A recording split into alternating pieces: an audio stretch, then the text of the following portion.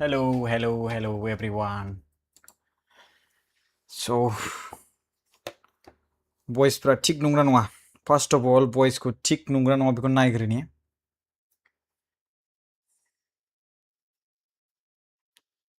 खोनागोना खोनायाखै voice ko naigrini, okay? Hello everyone. So, voice pra tik nungra nonga. First of all, voice ko tik nungra nonga beko naigrini. Okay. Voice a tik, and we will start our session. Still typing it. So,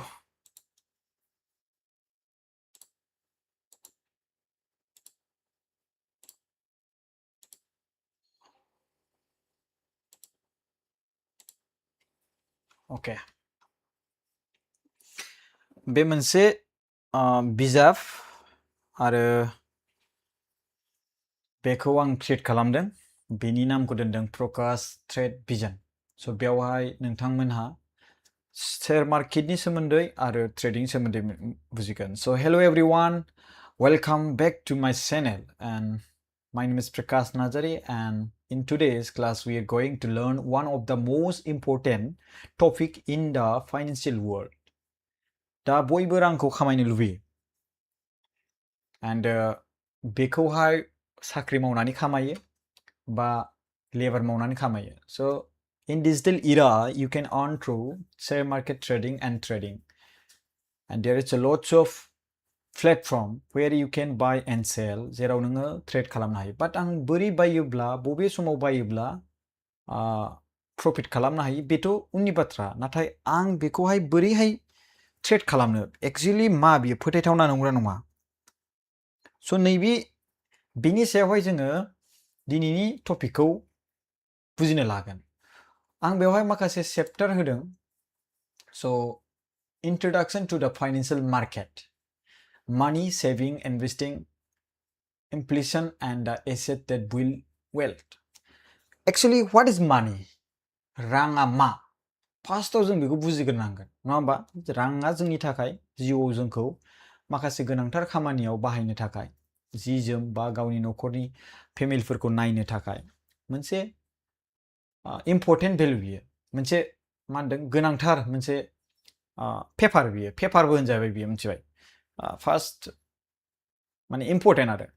जेराव बिनिख्रुइ बांसिन मानिया जेब्ला लेखा बिलाइ बे जेब्ला सरकारा बेखौहाय बे रांखौ मा होनदों बाहायनो थाखाय नोंथांमोननो होयो अब्ला बे रांखौ बाहायनो हायो नाथाय जेराव नोंथांमोना सिगांनि 1000 रां दंमोन सिगांनि 5000 रां दंमोन फुरानाखौथ' नोंसोर दा बेखौ बाहायनो हायाना स' इट्स ए पेपार मोनसे पेपार बेयो स' सरकारा जाय कारेन्सिखौ बाहायनो होयो जे डिजाइनजों एक्सेप्ट खालामो बैखौसो नोंथांमोना बाहायनो हायो स' बेसिमांल' बियो नाथाय रियेल इस्टेटआव माने बुंनो थाङोब्ला गल्डआथ' नोङो दिनैहाय नों बहाबा फबना दोन गाबोन दोन 1000 बोसोरब्लाबो नों बेखौ बाहायनो हागोन आरो गोबां समनिफ्रायनो बाहायगासिनो दं अके बे मोनसे जाहैबाय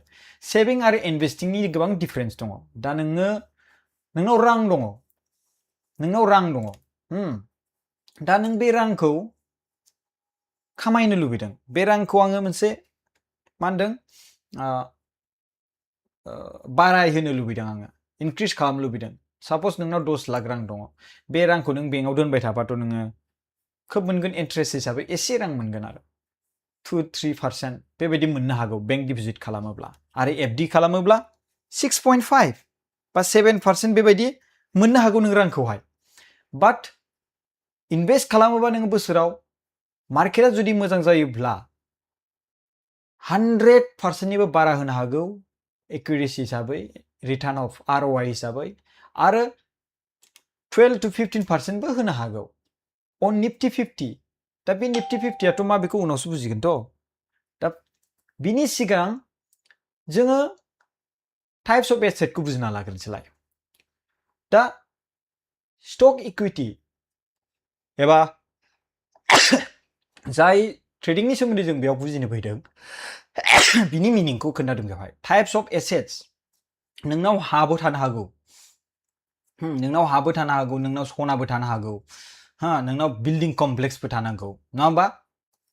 स्कुलबो थानो हागौ नोंनाव नङा होमबा दा स्टकनि बेलायाव नों इक्विटी बायोब्ला बै कम्पानिनि मोनसे ओनरशिप बायदि हिसाबै नोंहा जानो हायो 1% बा 1 शेयर बायोब्लाबो ओके बन्ड्सआ मा गभर्नमेन्टनो माखासे माबा होनाय लेन्डिं होनाय कम्पानिबो लेन्डिं होनाय दाहार होनायखौनो होन मानायखौ होनायखौनो होन गभर्नमेन्टआ माखासे समावहाय थाखा गैयै जायो बिसोरबो बेंकनिफ्राय लन लानो गोनां जायो स' बिथांमोननो नोङो 11% 10% हिसाबै टेक्सआव नोंथांमोना बेखौ होनो हायो आरो बेखौ नोंथांमोना बेनि गेजेरजोंनो माखासे बाथ्राखौ मोनथिनो हागोन आरो नोंथांमोना माबा मोनसे कुइसन सोंनो गोसो दंबा आं 1 आवर लाइभ फैगोन बे प्रकाश ट्रेड भिजन हिसाबै दा नोंथांमोना आं बेखौ फोरमायगोन दिनै कमप्लिट खालामजोबनो हायाब्लाबो जेसेबांखिनि हायो 1 आवारनि गेजेराव ओके थ'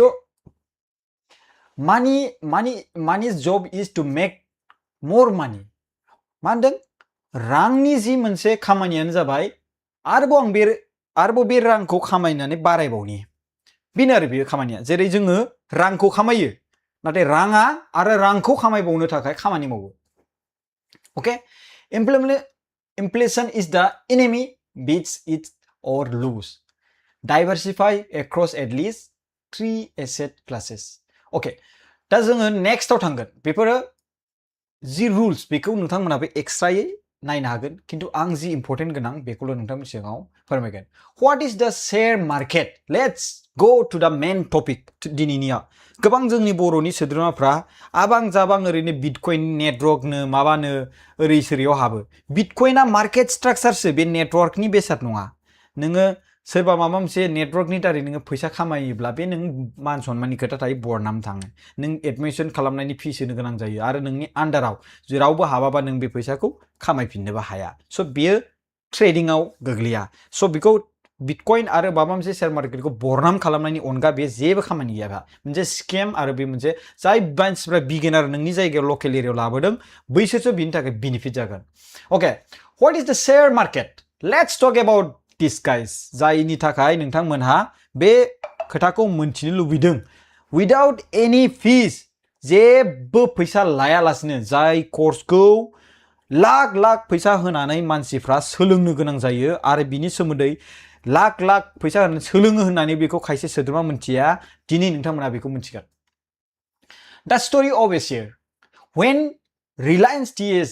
TCS Infosys and HDFC Bank needs a capital they issue a shares easily मा जाबाय शेयर मार्केटआ जाहैबाय मा बाय एन्ड सेल हिसाबै बेवहाय जायो खिन्थु बिनि सिगांग्रो जोङो बुजिग्रोनांगोन जे शेयरआ मा शेयरआ जाहैबाय बेखौ कम्पानिफ्रा मोनसे लिस्टेड खालामो मोनसे प्लेटफर्माव बे प्लेटफर्मआ जाबाय NSE BSE बेखौ नोंथांमोना मोननो हागोन नैबेयाव साप'ज हमना ला नैबे NSE what is NSE NSE खौ 1992 मायथाइयाव फाउन्ड खालामदों मुम्बाइआव हेडक्वार्टार दं दाबो नोंथांमोना बेरायहैयोब्ला बेखौ नायहैथां आरो बिनि साखाथि फाखाथियाव थायोब्लानो नोंनि गोसोआ ओरैबायदि गोजोनगोन स्ट्रं जागोन आं 2021 मायथाइयाव आं थांदोंमोन बेवहाय खाथियाव BSE NSE बिराद मानसिफ्रा बेवहाय सोलोंनो थाखाय थाङो शेयर मार्केटखौ ओके दा NSEआ मोनसे मा होनदों नेशनेल स्टक एक्सचेन्ज बे मोनसे मार्केटनि मोनसे प्लेटफर्म बे मोनसे मार्केटनि प्लेटफर्म डेट मिन्स NSE खौ हमना ला नों Guwahati city Guwahati town NSE खौ हमना ला नों क'क्राझार टाउन NSE खौ हमना ला नोङो मोनसे मा Mumbai town Delhi city Mumbai city बिदि हमना ला आरो नों NSE खौ आरो BSE खौबो NSE आरो BSE नि खामानिया एखेयानो होनजायो ओके खामानिया बिसोर मोनसे मा होनदों बिथांमोननियाव कम्पानि लिस्ट जायो जेरै हमना ला निफ्टी 50 जेरै हमना ला नों रिलायन्स गोबां कम्पानिया बेवहाय लिस्टेड जायो आरो बे लिस्टेडनिफ्रायनो जोङो ट्रेडखौ खालामो दा NSE नि सोमोन्दै नाम फुल फर्मखौ जों मोनथिबाय दा बे मार्केटआ माब्ला खुलियो बे प्रि अपेनआ 9 to 9:15 आव अपेन जायो आरो बे 9 to 9:15 बे जेरावहाय नोंथांमोना ट्रेड खालामनो हाया नाथाय 9:15 AM फुंनि 9:15 AM निफ्राय जोङो 3:30सिम जों ट्रेड खालामनो हायो नाथाय प्रि क्लोज हिसाबै रानिं जाबाय थायो 4टासिम खैथानिफ्राय 3:30निफ्राय 4टासिम बियो प्रि क्लोज हिसाबै रानिं जाबाय थायो ओके दानिया मार्केटनि सेगमेन्टखौ बुजियो cash F N O currency derivative debt commodity बेखौ बेवहाय मा खालामो एक्सचेन्ज खालामनो हायो बाय एन्ड सेल खालामनो हायो बेवहाय नोंथांमोना बे प्लेटफर्मखौ मोननो हागोन बेवहाय ओके दानाबा बीएससी खौबो नायदो बम्बे स्टक एक्सचेन्ज बे माब्ला जानायमोन जेब्ला ब्रिटिशआ जोंनि हादरखौ फ्रीडम होआखैमोन बै समनिफ्रायनो बेयो सोलिगासिनो दंमोन आरो बेखौ जोंनि इन्डियानिनो सासे सोद्रोमाया बेखौहाय दिरुनलांदों दा बेबो एनएससी आरो बीएससी हिसाबै खामानि मावो जेराव सिकिउरिटी एक्सचेन्ज बोर्ड अफ इन्डियायानो बै समावहाय गैयामोन okay Nifty 50 and BS Sensex बे मोनसे कम्पानिनि मोनसे डिफरेन्स आरो जेरै हमना एनएससी आरो बीएससी हिसाबै निफ्टी 50 आ एनएससी आवल' थायो बे मा होनदों बीएससी आव गैया लिस्टेड गैया सेंसेक्सआ बीएससी आव बियो एनएससी आव लिस्टेड गैया बेबायदि आरो माने बेयो मोनसे डिफरेन्स बे इसेबां इम्पर्टेन्ट नङा जेब्ला नोङो रोंलांगोन बे गावनो खुद बेखौ मिथिलांगोन आरो बे इसेबां इम्पर्टेन्ट नङा ओके दानियाबा सेबि दा सेबिखौ नों हमना लादो मोनसे स्टेट सेबिखौ हमना लादो नों मोनसे हादोर आं दहाय बुंदोंमोन एनएससी बीएससी खौ नैबे एनएससी आरो नैबे बीएससी खौ हमना ला नोङो मोनसे सिटी जेरै गुवाहाटी सिटी जेरै हमना ला कक्राझार टाउन बङाइगाव सिटी बे मोनसे मार्केटनि मोनसे जायगा सिटीयावनोथ' मार्केट बेयावनोथ' गोबां दखान थायो गोबां बायलाय फानलायनि मोनसे बाजार एरिया जायो बियो स' बिनिखायनो बे मा होनदों मार्केट एरिया होननानै बे एनएससी आरो बीएससी खौ जोङो हमनो हायो दानिया सेबिखौ फैदों सेबिया मा मोनसे स्टेट हमना लादो हादोरा रुल्स रेगुलेशन बानायो हा स्टेटआबो रुल्स एन्ड रेगुलेशन बानायो दा नोङो गुवाहाटीयाव जुदि सिटी दङब्ला बै गुवाहाटीयाव खामानि जानाय बायलाय फानलायनि रुल्स एन्ड रेगुलेशनखौ हादोरा बानायो स्टेटआ बानायो ओके थ' सेबियाबो मोनसे मा मार्केट रेगुलेटर बे मा खालामो रुल्स बानायो मानि सायावहाय एनएससी आरो बीएससी नि सायावहाय रुल्स बानायो आरो बे रुल्सखौ मानि थाखाय बानायो नों आंनि थाखाय बानायो थ' सेबिखौ सोर दैदेनो सरकारा भारत हादरनि सरकारा आरो भारत हादरनि बबे डिपार्टमेन्टआ सेबिखौ दैदेनो बेनो जाबाय फाइनेन्स डिपार्टमेन्टआ बेखौ दैदेनो फाइनेन्स डिपार्टमेन्टआ बेखौ मा होनदों दैदेनो सेबिनि मेन खामानियानो जाबाय रुल्स बानायनाय आरो रुल्स बानायनानै जों बायदि मा होनदों खामानि मावग्रा बिजनेस खालामग्रा बाय एन्ड सेल खालामग्रा एनएससी बीएससी प्लेटफर्मनि दारै मा होनदों ब्रकार प्लेटफर्मनि दारै बिथांमोननि थाखाय बिथांमोनखौ मा होनो प्रटेक्टआव दोननो थाखाय सरकारा माखासे इनभेस्टर प्रटेक्शन खालामनो थाखाय माखासे रुल्स बानायो मार्केटआव मेनिपुलेशन गोबां जायो बै मार्केटआव मेनिपुलेशन जानायखौ मा होनदों बन्द खालामनो थाखाय स्टप खालामनो थाखाय पाम्प एन्ड डाम्पखौ स्टप खालामनो थाखाय रुल्स बानायो okay registering broker RS and PMS manager ब्रकारफोरा माखासे सोरबा नों जुदि गोबां एक्सपार्ट जाबाय रोंबाय अब्ला नोंबो मोनसे ब्रकार कम्पानि खुलिनो हायो जेराव नोङो सेबियाव रेजिस्टार खालामनानै लानो हायो आरो मोनसे खोथा जाबाय नों ट्रेड खालामनांगौ अनलि जाय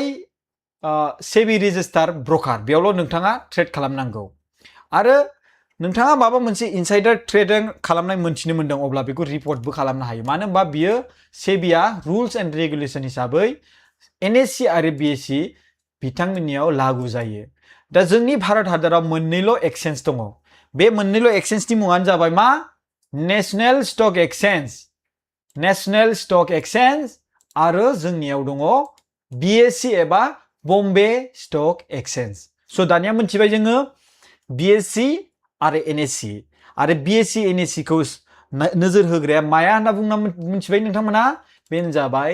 सेबि एबा मा होनदों सिकिउरिटी मा होनदों exchange board of India okay दानिया बाला जों थांनोसै दहायनियाव व्हाट इज शेयर मार्केट दा नैबेयाव बुंदों रिलायन्स TCS इनफोसिस HDFC बेंकआ जेब्ला माखासे रां नांदेरगौ जायो बिथांमोनहा माखासे बबेबा बेंकनिफ्राय लन लानोबो गोनां जायो नाथाय बिनि अनगायै बिथांमोना मोनसे रुल्स बानायना मोनसे मा होनदों अपरचुनिटि दङ बेनि बिथांमोना गावसिनि कम्पानिखौ NSE BSE आवहाय लिस्ट खालामनानै लानाय NSE BSE आव लिस्ट खालामनानै लानाय ओके मा बुंदों जेरै रिलायन्स कम्पानिनि बिगुमाया जाबाय मुकेश आम्बानी TCS नि बिगुमाया जाबाय जेरै टाटा कम्पानि बेबायदिनो HDFC बेंकनिया प्राइभेट सासे माखासे ओनार्स थायो दा जेब्ला बे Reliance TCS Infosys HDFC bank बायदि स्टेट बेंक अफ इन्डिया बिथांमोना जेब्ला शेयर इक्विटी शेयरफोरखौ जेब्ला बिथांमोनहा NSE BSE आव लिस्टेड खालामो अब्ला बिथांमोनहा बेनि गावसिनि कम्पानिनि शेयरखौ फानो बिथांमोना आरो बेखौ माब्ला खालामो बिथांमोना जेब्ला केपिटेल नांगौ जायो बिथांमोननाव साप'ज हमनानै ला 1 लाख मानदों 1 लाख मानदों क्रर दङ रिलायन्सआ दानाबा बिथांमोना लिस्टेड जायाखै दा बिथांमोननो फैसा नांगौ बेसेबां 5 लाख क्रर मानि थाखाय बिथांमोना बिजनेस एबा प्रोडक्शनखौ बारायनो थाखाय सो बिथांमोना मा खालामगोन गावसिनि रिलायन्स कम्पानि 1 लाखखौ बिथांमोनहा 1 लाख क्ररखौ 1 लाख क्ररनि शेयर इक्विटी शेयर बिथांमोनहा NSE BSE आवहाय मा खालामगोन लिस्टेड खालामगोन सेबिनि रुल्स मथे आरो बेयावहाय बिथांमोना बिनि रेटखौ 5 लाख क्रर जानाय बायदि हिसाबै बिथांमोना IPO लन्च खालामगोन ओके दानिया बुजिबाय दा जेरै जोङो BSE NSE आरो SEBI बिनि सोमोन्दै जों जेरै बुजिबाय एबार जों मोनथिबाय शेयर मार्केटआ बोरै सोलियो दा बाय एन्ड सेलनि सोमोन्दै जोङो मोनथिलांगोन लासैनो ओके दा बुंनो थाङोब्ला जोंनि इन्डियायाव माखासे गिदिर कम्पानि बुङोब्ला रिलायन्स इन्डास्ट्रि बेवहाय जों ट्रेड खालामनो हायो TCS बेयाव जों ट्रेड खालामनो हायो इनफोसिसआव जों ट्रेड खालामनो हायो आरो जों ट्रेड खालामनो हायो बेंक निफ्टियाव आरो HDFC बेंकआव आरो बे प्राइभेट बेंकिं आरो बेयाव नोंथांमोना इनभेस्टमेन्ट खालामनानै लानो हायो बिनि सोमोन्दैबो आं खोन्थागोन जास्ट वेट मिन्थिबायना मोनसे शेयरआ जाबाय फ्रेक्सनेल ओनारशिप अफ ए बिजनेस होनदों नैबेयाव नाय नैबे गाहायाव आं माबा मोनसे बेवहाय मा खालामना होदों येलो कालार लाइन होनानै होदों बे होनदों a share means 1 share is equal to fractional ownership of a business नों मोनसे रिलायन्स कम्पानिनि मोनसे शेयराव बायनानै नों इनभेस्ट खालामबाय मीन्स नोङो रिलायन्स कम्पानिनि मोनसे 1 शेयरनि सासे ओनार जाहैबाय नोंथाङाबो रिलायन्स कम्पानिनि सासे फिसा ओनार जाहैबाय ओके 1 शेयर लानाय लोगो लोगोनो 1 इक्विटी लानाय लोगो लोगोनो ओके दानियाबा जोङो मोनथिनो मोनबाय जे व्हाट इज शेयर मार्केट दा how buying and selling works every trade needs a buyer and sellers होनदों मा होनदों the NSE BSE match order मा होनदों बेखौ मा होनदों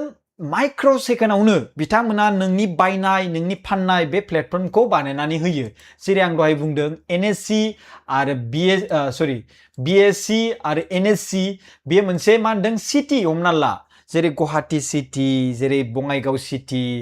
क'क्राझार टाउन स' बे क'क्राझार टाउननि सिङाव नों गोबां दखान नुनो मोनगोन बै दखानफोरानो जाबाय कम्पानि गोबां कम्पानि दं बेयावनो हमना ला नोङो रिलायन्स दङ बेयावनो हमना ला नोङो मा होनदों आदानि दङ बेयावनो हमना ला नों निफ्टि 50 दं बेयावनो हमना ला नों बेंक निफ्टि दङ बेयावनो हमना ला नोङो TCS दं इनफोसिस दङ HDFC बेंक दं नों बबे कम्पानियाव नों इनभेस्ट खालामनो लुबैदों टाटा मटर बायदिसिना ETC बेयावहाय नोङो इनभेस्ट खालामनो हागोन बै बे NSE BSE खौनो हमना लादो बे मोनसे मार्केटनि मोनसे प्लेटफर्म आरो कम्पानिफोरखौ लिस्ट होयो ओके स' बिनिखायनो बुंबाय बेयाव मा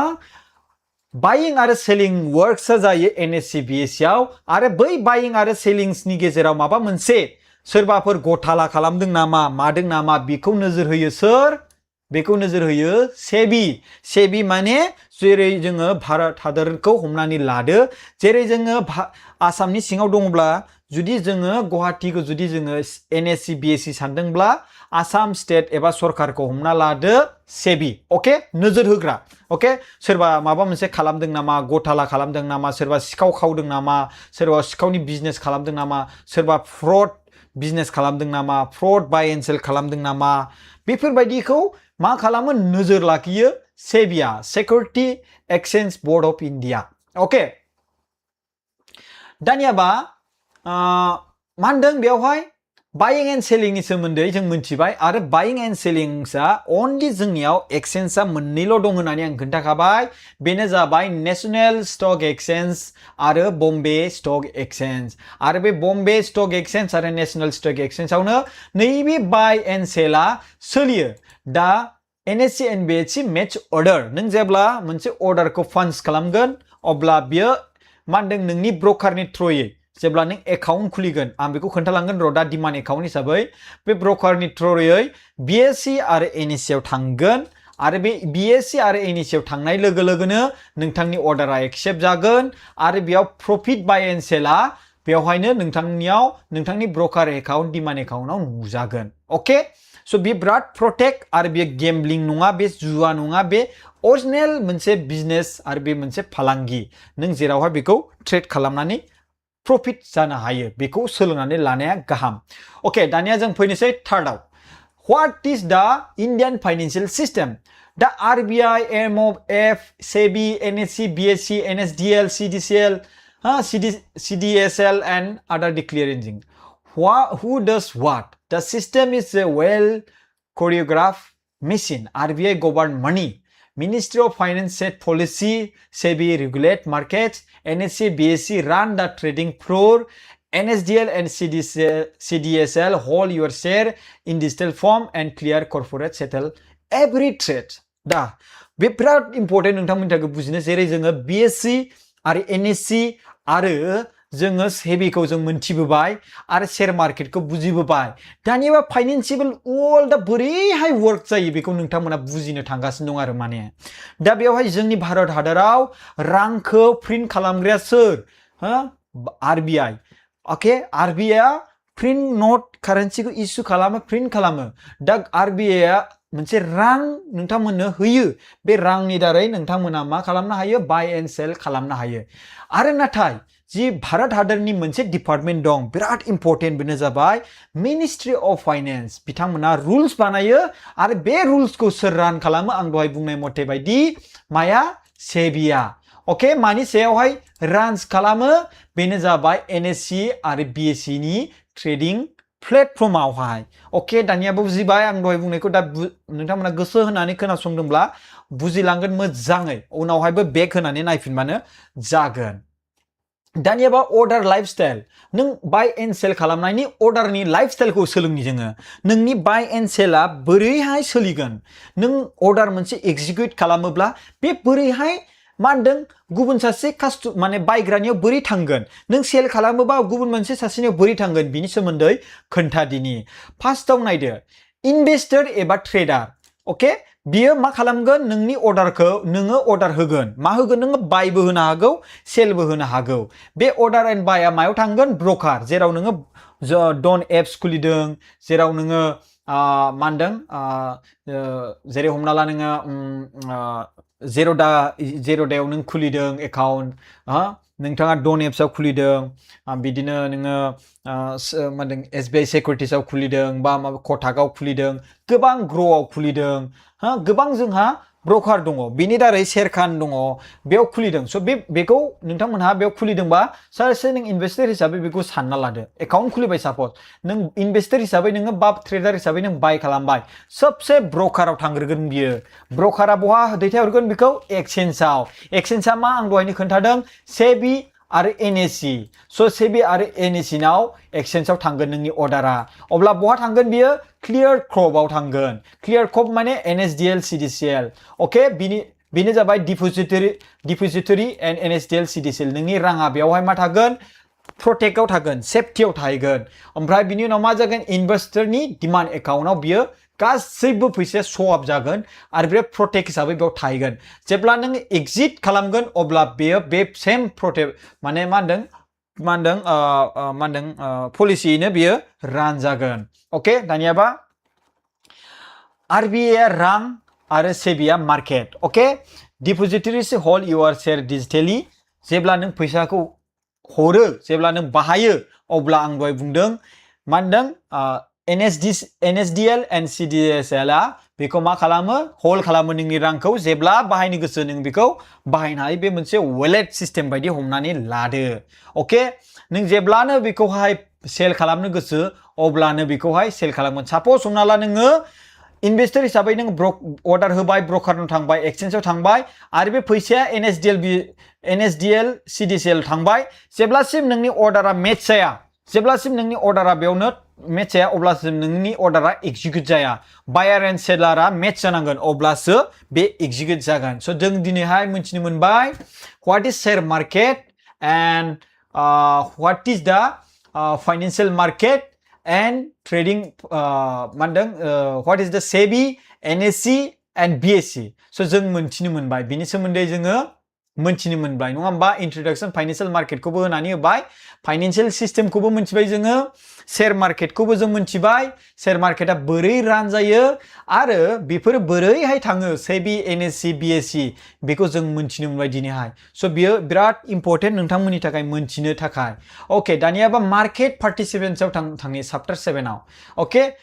market participants who move the market really okay माब्रै मार्केटआ रान जायो आरो बेखौ सोर मुभ खालामो retail trader and company institution big trader आरो अपारेटरा बेखौ मार्केटखौ रान खालामो यू एन्ड मी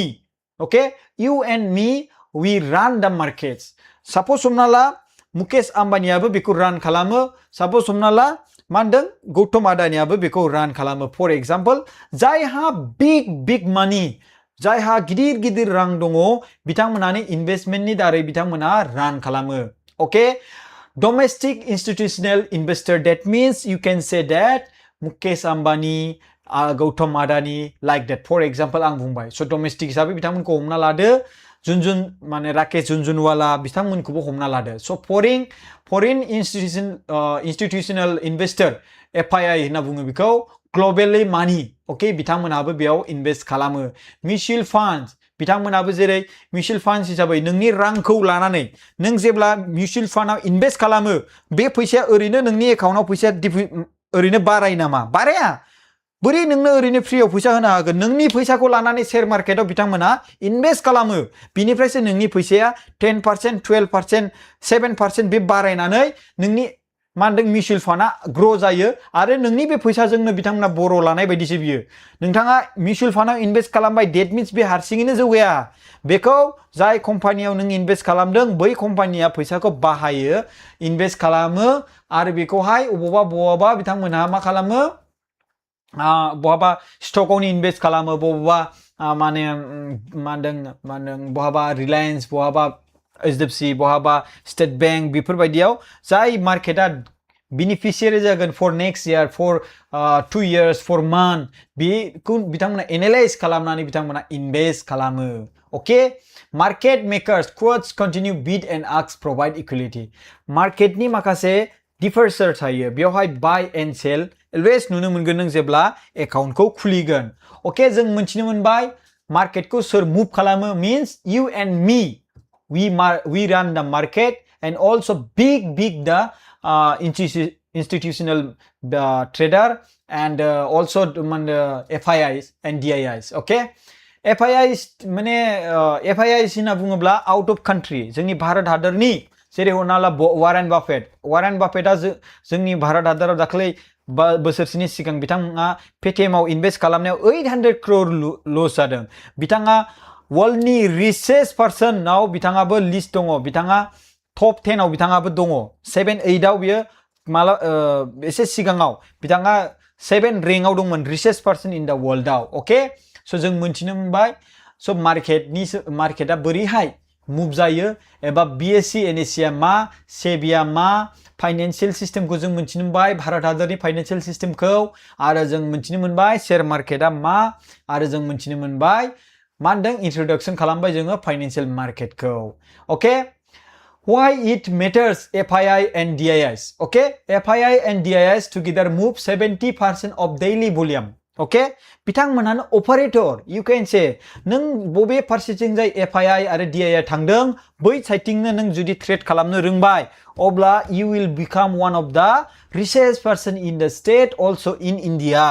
जेरै राकेश झुनझुनवालाया जानानै दङ tracking their net buy sell available free on NSE site is leading indicator no serious trader ignores. Okay, दा